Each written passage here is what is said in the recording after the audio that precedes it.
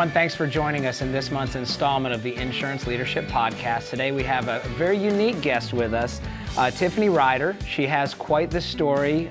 She actually started out in a poor rural upbringing, is what she's told us, with no access to insurance at all. So we're going to kind of talk to Tiffany a little bit about how that journey led her through all these different steps in her career. She's gone from an NFL cheerleader, she lived in Europe, she worked in the ER during COVID, she's done clinical research, she's a patient advocate, she's a health policy expert, so she's done it all. And also she has about 20 different companies that she's associated with, and I can't list all of those either. So I want to meet with Tiffany and just ask you a little bit about your journey and how this has gotten you from a poor rural Louisiana girl to kind of a jack of all trades and someone out there really trying to push change in this industry. So Tiffany, I tell you what, let's keep it real simple. Tell us a little bit about yourself. I know I kind of hit the bullet points there, but tell us what you got. Yeah, so first I have to say thank you so much for having me here. I love meeting new people and having these types of conversations. So, truly thank you.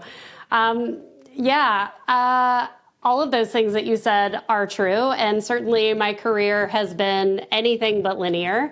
I think that the fact that I did come from this background that was rural and low health literacy has really colored everything that I've done since then. I actually got married to a man in the military when I was 17 and moved to Maryland, ended up starting a family at 19. And I think that was sort of when I first had my first, transformative moment of who do you want to be? What do you want, your life to become? And I found myself in a doctor's office, sort of overweight, wasn't even pregnancy weight at that point, was just not doing well. And the doctor did some blood work and said, well, you have this thing called PCOS and you have pre-diabetes, and what we're going to do is we're just going to watch it. And then one day, you'll come in, you'll get blood work and you'll have diabetes, and then we'll just give you some medicine from then. And I said, okay, I didn't know anything and it hadn't had a lot of experience with doctors, and thought, well, if the doctor's saying this must be how it is. And found myself in this position where, through looking for something bigger to do, I fell in line with some people who were working out at the gym, and they were like, if you really want to be an NFL cheerleader, if you really want to do something big, which is what I decided sounded like the biggest dream I could imagine, they said you probably should, get in shape and, maybe lose a little weight. You look great, but this is what you're trying to do, and you want to be an athlete. This is how you do it. I said, okay. So I lost the weight, I made the team, I did all that. But the point of this story and how it's related to healthcare is that throughout that process, I predictably lost this prediabetes diagnosis and lost this PCOS diagnosis, and found that my health was completely fine and I wasn't actually going to develop diabetes. And I think for me, that was essentially the transformative moment where I realized that these people that I held on a pedestal actually didn't know everything, and that there was more to the story than we really had access to. And anyway, it's been downhill ever since. That's been sort of my mission, to help people understand that we don't know what we don't know, but that there's a lot that you actually have power and control over that patients don't necessarily realize. Yeah, no, that's great. So tell me a little bit about you chasing this mission. I mean, are you focusing on the pharmaceutical industry? Are you focusing on insurance? Are you focusing on the doctors? Are you focusing on just people taking, it sounds a lot like you're focusing on people taking control of their own health. But I know there's obviously a lot of pieces to the pie there. Yeah. So I think that, the advantage, you asked me a question and I sort of answered my why, but didn't say, really how it equipped me here. But the fact that my career was nonlinear put me in a lot of different rooms to sort of see healthcare and life from a lot of different perspectives. And as an NFL cheerleader, I learned how, to sit in a room with powerful people and represent your brand and sort of navigate these high pressure environments. And then when I moved into emergency medicine, when I retired and was in Europe and looking for how I was going to end up in a medical space to help people, emergency medicine was interesting because that's where the most vulnerable people were, right? No matter where you are on the socioeconomic continuum or on the health continuum, when you're in the emergency room, you are extremely vulnerable. And that was really interesting to me. And from there, I went over to fiduciary consulting because I said, well, it seems like we're not really fixing things in the emergency room. We're like saving people, but it's just temporary, and then we're bankrupting them, and there's a lot of issues with access to care. Maybe I can fix it from over here. And then, from there, I realized that being an insider in the ER wasn't really it, didn't give me the impact I wanted. Being an insider in industry, in the business side of healthcare, also wasn't really allowing me to help people the way that I dreamed and wanted. And so I'm sort of back to this storytelling and advocacy and shining a spotlight on all different areas where it matters. So it's not just about teaching a patient how to ask better questions when they're in the emergency room. It's also about teaching them, well, what is the value of primary care? And can my cardiologist actually treat my blood pressure better than a primary care doctor can? Or I own a small business and I need to provide benefits for my employees. What metrics should I be talking to the PBM about or my broker about in order to make good decisions that are going to lead to good clinical outcomes?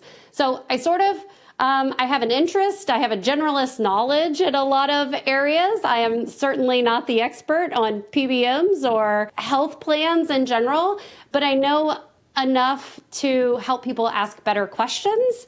And so I'd say I have my hand in a lot of different areas. Yeah, no, that's great. I mean, I think that's a place that us as a culture, we're really kind of missing the boat. When you say asking better questions, I think there's a lot of people don't ask any questions. Yes. There's a blind trust of your doctor and your pharmacist and that they're treating you properly and they're giving you the right prescriptions and to the fiduciary side that it's the right thing that makes sense. I actually have a funny story. It was last year, when my son, he got strep throat twice in like 2 months. And I don't know why. We got the bill and, they treated with penicillin just like they have for the last, 100 years. But the cost of it had gone up shockingly like 5 times. And, my guess is the doctor that prescribed it to us didn't even know that. And is there other antibiotics you can treat a strep throat with? Absolutely. But the difference between something costing $5 and $250, I mean, that's shocking. And, the fact that, us as a family going in, you get the prescription, you go fill it, and you get the bill 3 months later, right? Do I know what it was going to cost? No. Did the doctor know what it was going to cost? Maybe, maybe not. But, those are the questions that as consumers, if we're shopping for a pair of socks on Amazon, we're probably looking at price as the first thing we're doing. But there's zero transparency in what we're doing when it comes to our health. So I think that's a very heroic role you're taking there with your mission. So yeah, and that story is not uncommon in any way, right? And that is, so now I have to tell a story that's a great follow-up for this, but there's a lot of finger pointing in healthcare, and we talk about things like health reform, and then, we just point the finger at like whatever area isn't ours. And, I do see a lot of people pointing the finger at the doctors. And I love to tell the story about when I was in school. I was sitting in a pharmacology class and we learned about UTIs, which is a bladder infection, which is pretty common. And they were, the doc was going through the different drugs that you can use for UTIs. And some of them only, are best suited for specific situations. But if you had a 22-year-old who comes in with a bladder infection, there are like several standard options. So because of my background, I raise my hand and I say, awesome, I'm so glad that all of these options are equal. So how do I find out how much it costs? Because I'm planning on, practicing in rural emergency rooms, and, some people don't have access to different medicines. Like, how do I do that? And I was scolded. I was told, it is not your job to be someone's CPA or their finance manager, in a very snarky way. It is your job to provide the best clinical care. And then, this is the moment when I was supposed to shut up. I can't shut up. I said, yeah, but what good is clinical care if the person is never going to go pick up the prescription from the pharmacy, right? Or if they can't afford, I don't know, to buy milk the next day, or, pay their car insurance because I prescribed a drug when I could have prescribed something that cost $5. Yeah, anyway, and eventually I never got an acceptable answer. Eventually I shut up and, sort of realized that I was on borrowed time in medicine, if this is what clinical practice was. And I think that a lot of clinicians find themselves in that space where they realize that learning about the system that's on your own time. After you're done charting, after you're done checking the boxes and working overtime for free, that piece is on your own time. And I think that lends to a lot of the issues that we see in the marketplace. That's right. Well, I think it's funny they use that term, but as a consumer, if you need to consult a CPA to treat something in your body, there's a problem there, and the system's broken. And I think we can all agree, McDonald's doesn't sell the best tasting hamburger in the world, but they sure sell a lot of them. And we know the reason, right? It's because it's price. So, if I can take control of my health, but have the transparency to know that I can financially navigate this, I think that really empowers people as consumers. And there's a whole bunch of other industries where it's a given. And for some reason, culturally, in medicine, it's not there. There's no expectation. So it's interesting. And I think, if you look at the political landscape, I think politicians are starting to, they've got a target on that. And I think we're probably going to see change. It may come slow and difficult, but I think we're going to see change eventually. I hope we do. Yeah, for sure. And I think the problem has managed to snowball and worsen at a rate that's completely unsustainable. When I'm working in the emergency department, it is not just, a population of people who can't afford care other places that are there. It's people with Mercedes fobs that are waiting 24 hours right next to someone who, might be homeless, or right next to someone who's uninsured. So it is the full gamut of society that's being affected. And I think that is going to have a positive impact on the rate of change, on the rate that we see different things being tried. Well, Tiffany, let's get back to you a little bit. So this is the Insurance Leadership Podcast, so I want to hit you a little bit of leadership questions. And I know you touched on a few defining moments, one of them being kind of sitting in the doctor's office as a young mother, or being young and pregnant. But I'd like to say, looking back, have there been any real defining moments throughout your career that have shifted your perspective on leadership? I think there have. Specifically, when I was working in the emergency department, I developed this habit of thinking about my patients all of the time, even when I was off shift, and some anxiety, and I really thought through, how do I manage that? And so I developed this habit of going into every shift about an hour beforehand and calling a few of the patients that I had seen on the previous shift and just checking in on them and saying, hey, how's that infection going? How are you doing? And one night I went in at 8 p.m. My shift started at 9. So calling this guy. He was a young guy in his 20s. And he'd been bitten by a little kitten. So he had come into the ER. He had the beginnings of an infection from this cat bite. And I'd given him, the rabies shot and some antibiotics and sent him home. So I call him and I said, hey man, how's it going? How are you doing? And he said, well, actually, I'm not really doing so well. I've got a fever and I've got like some pretty serious swelling in my arm and I'm having trouble like moving my fingers, like all super red flags, super scary things for me to be hearing on the phone. So I'm trying to I'm looking through the chart. Did I prescribe the wrong antibiotic? Like, what is happening? So we get down the conversation and I'm like, dude, I told you you had to take that antibiotic. So like, did you get it? Like, is everything okay? And he says, well, actually, and this is again in a rural area of, the Northeast, he says, well, actually, my insurance will only fill prescriptions at CVS. And they said I can't go anywhere else. And the nearest CVS is, 40 minutes away. And, I'm sharing a car with my wife and the story was basically, I had done all the things right. He had done all the things right as far as getting to the point where we were. But this man wasn't able to pick up, I don't know, a $20 prescription because of the way his plan was designed. And I think for me, that was sort of the wake-up call that had happened several times before, but it was this young man with cat bite that really hit me, that the real crisis wasn't that, clinicians weren't spending time with their patients. It wasn't that patients weren't always seeking care in time. It was a financial and a structural problem.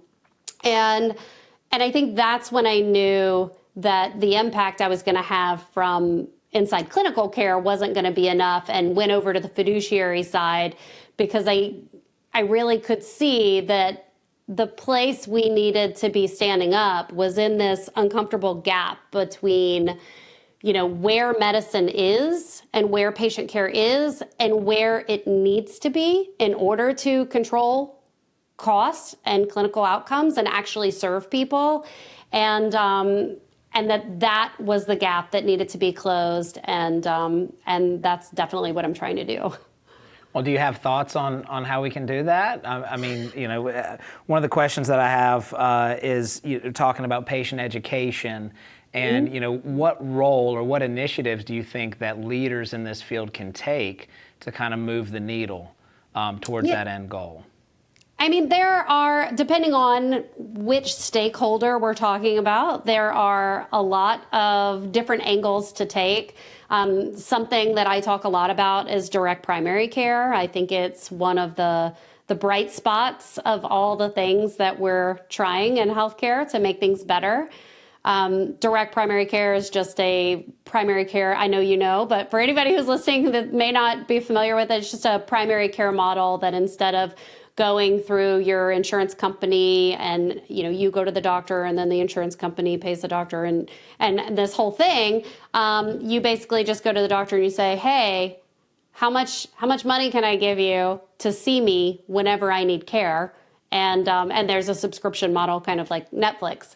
And, for me, it's about teaching patients that the way to get better care might be outside of the box, right? It might be direct primary care. For a broker, it might be teaching the employer, hey, I'm looking at your claims history and, you really shouldn't be spending this much, but it looks like you've got a ton of young people going to the emergency room for non-emergent care. What could we do about that, right? And being able to look at what's not working and say, oh, maybe they need better access to primary care so they don't have to take off work. Well, how do we get access to better primary care? Is it that their primary care can't see them? Is it that they don't understand the value of primary care, so they're going to cardiology in the ER? So I think it's about really taking a step back and talking with people and finding out what they're struggling with, looking at the data, and then coming up with smart ways to solve the problem instead of what I see a lot of stakeholders doing, which is, oh, let's just throw more money at the problem. Let's just, we just have to spend more. this amoxicillin is $250. That's just what it is. And I don't think that is sustainable anymore, or is it the best way for patients to get great care? Right. And then obviously the dominoes start falling when that happens. And, a lot of the audience for this podcast are insurance brokers. And, then their job is, okay, Mr. Employer's coming to me and they've got a 35% rate increase because of their spend. And now we got to start going around and shuffling and figuring out, hey, what's a strategy to get this premium down or save them or put in some gap insurance or whatever else they can do there. So, I agree. If we could get back to the root cause of all this, I think, it makes obviously everyone's jobs easier. And and to your point, patient education is essentially, it's the foundation of any functioning healthcare market. Yeah. Like, we can't have an uninformed patient just running around getting terrible care and being taken advantage of. Of course, that's profitable for, for all of these other stakeholders, but it's not good for them. It's not good for their employer. And, I think that just doing simple things like investing in plain language content, making pricing actually transparent, helping a patient understand that that their financial commitments are different depending on how they do care, giving them decision support tools that actually work and are understandable for them. Like, I think all of those things are the low-hanging fruit, honestly, that isn't always being addressed. And I think that we put things in front of employees or patients, right? And we say, hey, here's a whole bunch of resources. Here's a whole bunch of benefits and stuff. And they don't use it because they don't know how to use it. It's all way more complex than they think it is. And we don't spend that time really closing the gap between, hey, what do you actually need? What would actually help you? What can I do to help you, get whatever care or prescription, whatever it is that you need? And then how can I walk you through that door to where it's less confusing and less cumbersome and just makes sense for them? Well, and who in this person's world do you think is best equipped to walk them through that? That's a great question. I think that there are certainly, in this new age of, text messaging, and I know text messaging isn't incredibly new, but text messaging and TikTok and short form content that is being thrown at people. I think that people are getting to a place where they consume information a lot differently. There's a lot more information available to people. And I think it starts with this almost digital first strategy, right? Of course, I think that there is huge value in your HR teams that are on the ground communicating with people. But, going to a CHRO and saying, hey, I'm going to need your team to spend 500% more time doing this thing that they're already frustrated that they have to do because it's not their job to be a patient advocate or what have you, is a non-starter. But I think that if you've got assets, if you've got digital assets, if you have things that people are interested in, like if you tell me, hey, I know you're sick of taking off work to bring your kid to the doctor every time they have an ear infection, here's how we think about ear infections, right? Like, I'm going to watch that 30-second, 60-second video because I don't like giving my kid antibiotics and I don't like taking off work the whole day. And, I don't like seeing my kid in pain at 2 a.m. and going to the ER. So I think figuring out what the employees or the patients actually need that would change things for the better for them buys you trust. And also gives you data on what is interesting to them, what will make their healthcare journey have better outcomes and cost everyone less money. And I think the center of all of that is primary care, which is again why I am always never worked in primary care. I don't own any stake in a direct primary care business, but this is why I push direct primary care so much, because what if the easiest solution is, here's some information on how you can navigate your health and your family's health better. And if you need some help with that, we've contracted with this really smart human being over there, and they are actually going to help you navigate the system, not just the clinical part, but also the, the when do I go to a specialist? When do I go to urgent care? When do I go to emergency care? And so whether it's digital information or it is making sure that they have close contact with a primary care person who is aligned on their side, I think that those are probably the best two approaches that I'm seeing working well. Do you believe as an employer incentivizing employees to take advantage of these things is something that makes sense? If I think back, I'm thinking 10 years ago, I know the wellness programs were a big buzzword and kind of really gone away. And I know actually even my own company, we did one, and it was, it was something put together by our insurance carrier, and if you checked enough boxes, you get, $15 off your premium each month. And, unfortunately, It's sad, but people's health isn't incentive enough for a lot of them to take action. But, their wallet or their pocketbook is. And the thing was, it was unfortunately, it was easily gamed. I mean, you check a box that says you ran 2 miles today. Right. Yeah. But, now fast forward 10 more years, and I know there's healthcare companies starting to integrate fitness trackers and, GPS. And so they can actually see that, what's the gym, the one Orange Theory, where your heart rate's posted up on the wall, and your heart rate becomes a competition with the rest of the people in there, which I think is kind of scary because it's like, hey, who's going to die first in here, maybe, right? But nonetheless, almost kind of either incentivizing or maybe gamifying your own wellness. Do you have thoughts on that, or is that something you have interest in?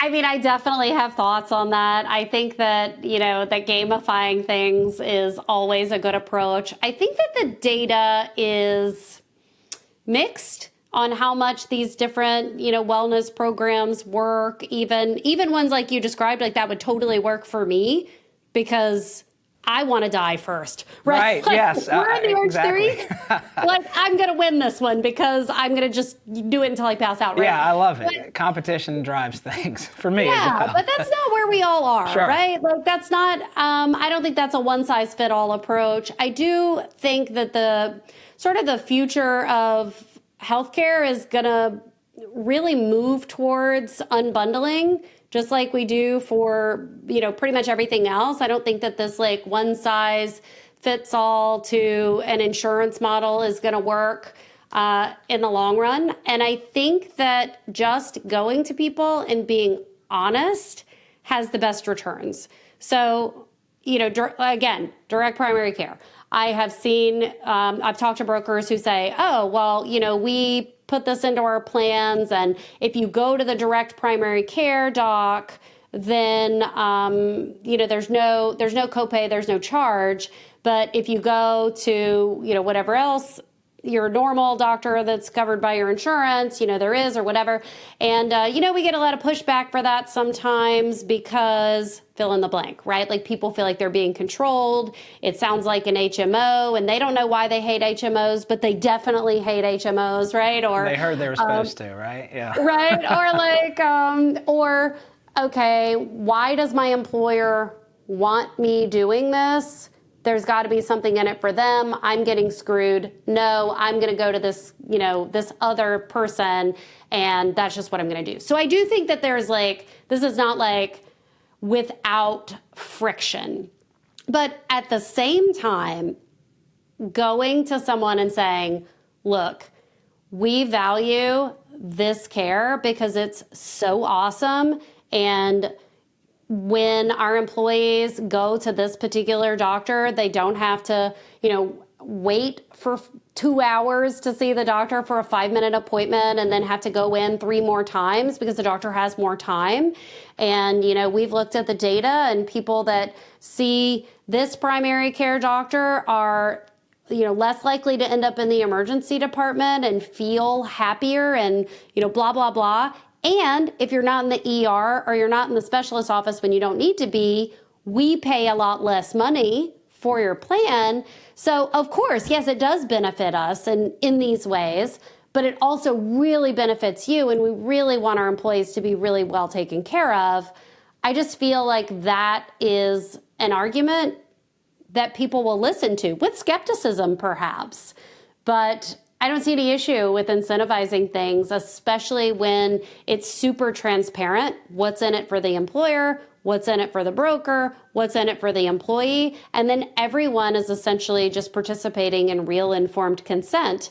And I think that has huge potential to be successful. So from a broker's perspective, what do you think would be some pressing issues that they may need to kind of be suited up for? Where do you think, coming down the pipeline, and I know you're talking a lot about change that you'd like to see, and I think, we're in agreement, it's for the greater good of everyone, but where does a broker, you think, need to be positioned for some of this change or some of these issues that you're speaking about? Thoughtful discourse is always important, right? We all get in our own echo chambers. I myself am also guilty of it, but paying attention to, well, what are the changes coming up, and not just the ones that align with whatever your political ideology are or your pocketbook, but being aware that there's bias, and that fighting against that is the best way to sort of see the landscape for what it is.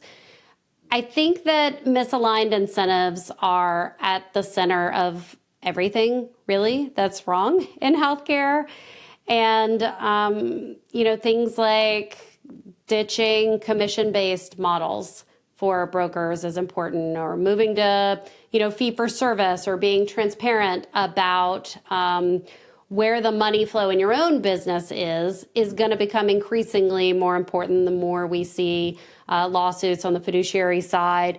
Maybe you as an individual aren't at risk, but I almost feel like it's an opportunity to prove that you are a believer in transparency and accountability, and not just for PBMs and TPAs and hospitals and doctors, but like for yourself also. So I think knowing how the money flows and then being as transparent as you can with that is also important.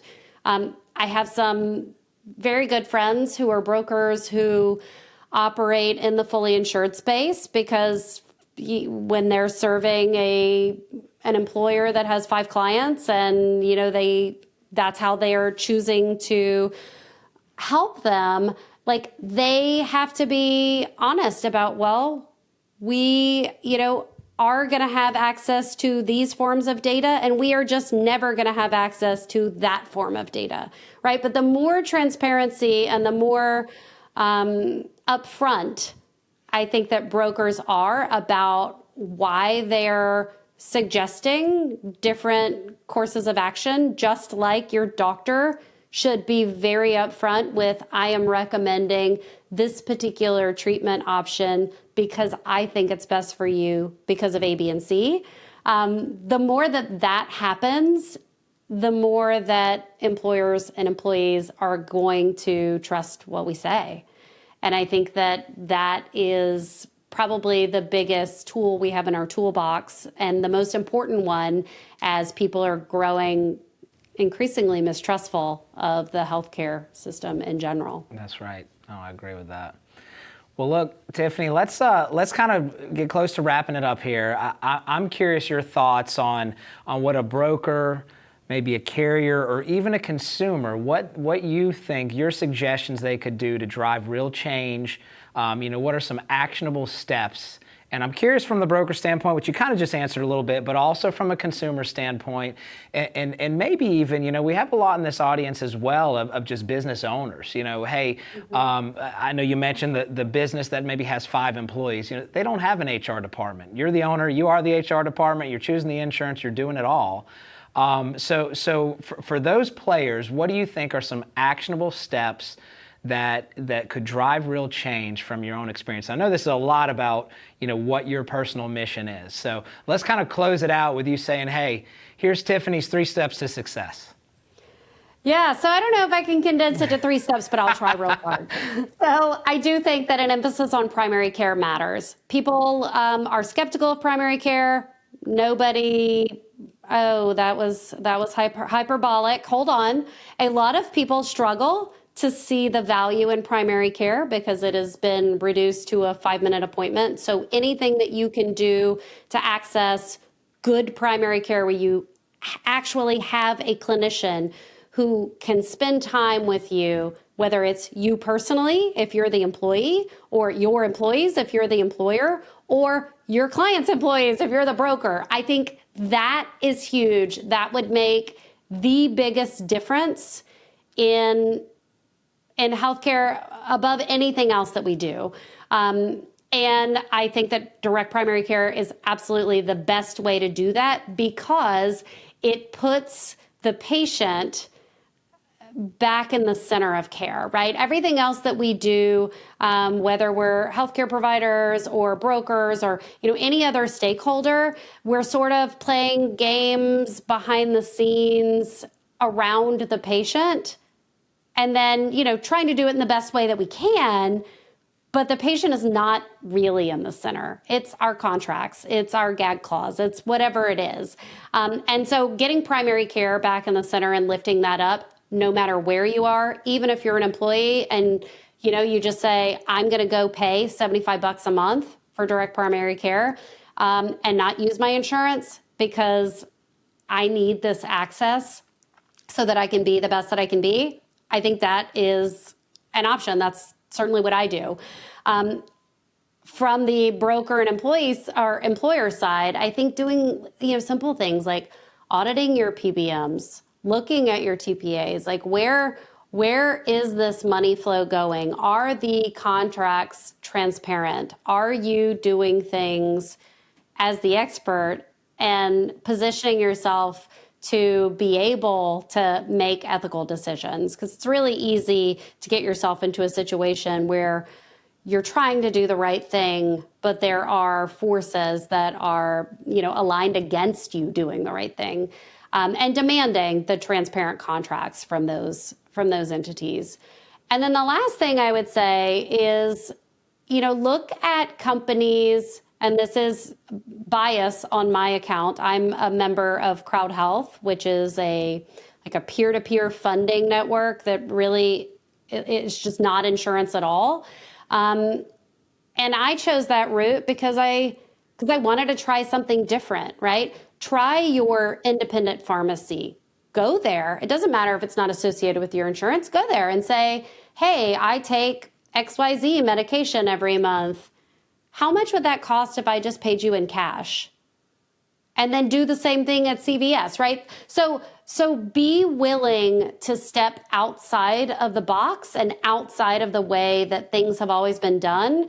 Because I do think in this climate, the only way to lose, the way you're going to lose to all of your competitors as a broker, the way you're going to lose all of your patients as a clinician, the way your health is going to suffer as a patient, it's all the same thing.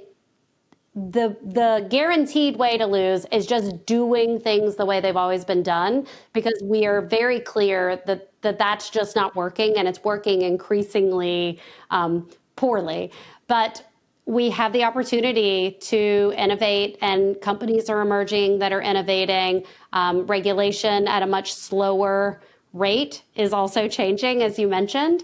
And I think that whatever the best future is, whatever the next steps are, they're not going to be what we've been doing. And so staying open and willing to investigate and try new things is going to be the only way to survive. That's fantastic. Well, Tiffany, we appreciate you joining us today. I think it's great what you're doing. There's a lot of walls to be broken down, right? So really good to know we got Tiffany's. This is how we do it. Yeah, absolutely. Right. Well, we appreciate it. And for everyone watching, we appreciate you guys taking the time out to watch us this month, and we'll see you next time.